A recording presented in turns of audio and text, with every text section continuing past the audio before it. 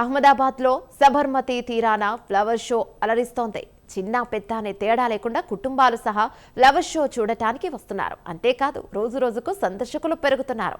ఇక ఇదిలా ఉంటే ఆదాయం కూడా వస్తుండటంతో ఫ్లవర్ షోను మరికొన్ని రోజులు పొడిగించారు.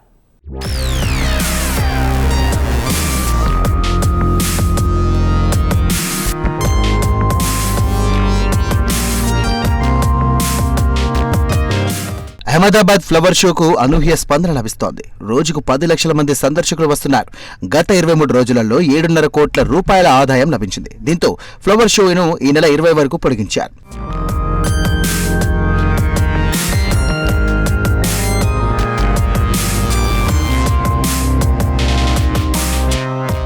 ప్రపంచ స్థాయి అహ్మదాబాద్ ఫ్లవర్ షో 2026 భారతీయ సంస్కృతిని, ప్రకృతి అందాలను మిళితం చేస్తోంది. అహ్మదాబాద్ అంతర్జాతీయ పుష్ప ప్రదర్శన జనవరి 1 నుండి సబర్మతి నదీ తీరంలో జరుగుతోంది. ఇందులో 6 థీమ్స్ జోన్లలో 3 మిలియన్లకు పైగా పుష్పాలు ఉన్నాయి. అహ్మదాబాద్ మున్సిపల్ కార్పొరేషన్ దీన్ని నిర్వహిస్తోంది. భారతీయ సంస్కృతి వారసత్వాన్ని ఇది ప్రదర్శిస్తుంది. ఇందులో భారీ పుష్పాలు ఉన్నాయి. ఇప్పటికే ఇది 2 గిన్నిస్ ప్రపంచ రికార్డులు అందుకుంది.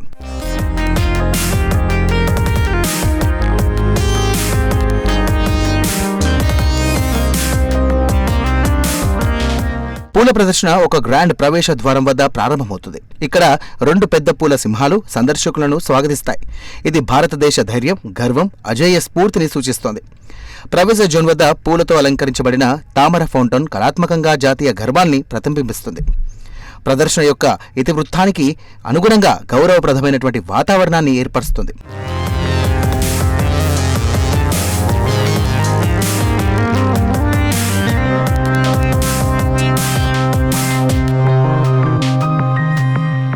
వివిధ భారతీయ పండుగలకు అంకితమైన ప్రత్యేక జోన్ కూడా ప్రదర్శనలో తయారు చేయబడింది.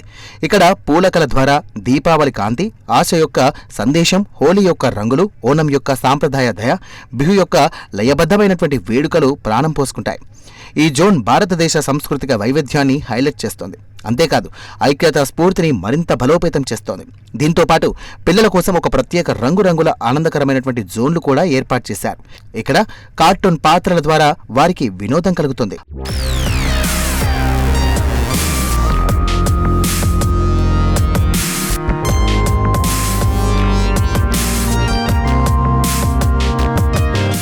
భారతదేశ పౌరాణిక వారసత్వాన్ని ప్రదర్శించే శాశ్వత భారత్ జోన్ కూడా ఈ పుష్ప ప్రదర్శనలో ప్రధాన ఆకర్షణగా ఉంటుంది.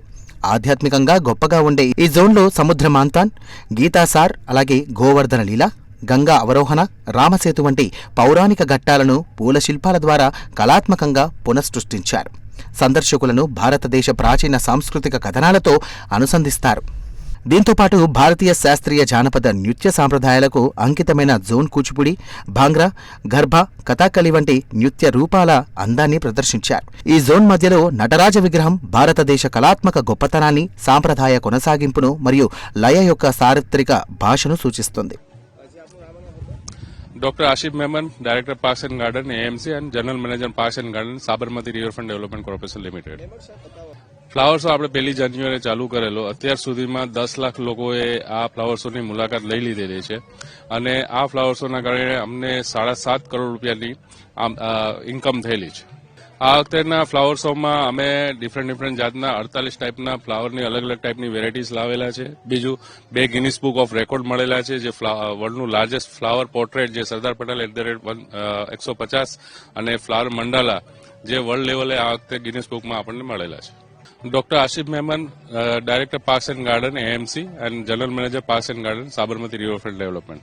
इस बार हमने जो फ्लावर शो है 1 जनवरी से हमने चालू किया था और अभी तक 10 लाख से ज्यादा लोगों ने ये फ्लावर शो की मुलाकात ली है और इसको एंजॉय किया है. इस बार हमको इनकम में देखिए तो 7.5 करोड़ रुपये इनकम हमको टिकटिंग से मिला है.